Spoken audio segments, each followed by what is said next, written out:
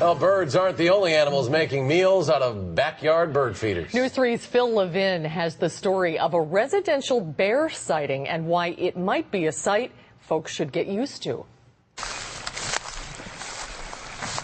Imagine what you'd be thinking if you saw this outside your back window. And that bird feeder, which he accessed from the slide, apparently was full of food, so he was there for some time.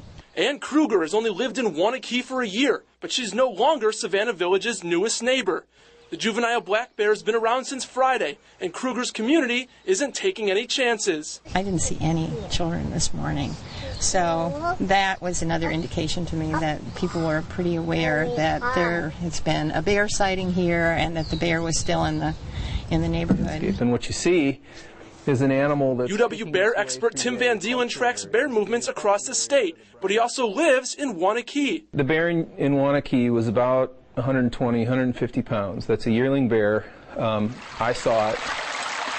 Van Deelen says in the spring it's common for young bears to leave their mothers and wander on their own in search of food. Which is why it found itself in a neighborhood in Waunakee eating bird feeders, and it probably can't figure out why it's being harassed by all these people. But the DNR says the Waunakee bear isn't the only one moving into the area. But I'm going to say we probably have as many as a dozen bears that we can now say are resident bear here in southern Wisconsin. He also says Wisconsin's bear population is growing, and folks should get used to having them around. We should, like I said, enjoy them at a distance, however, and take little precautions to avoid getting them habituated to humans. In Waunakee, Phil Levin, WISC News 3.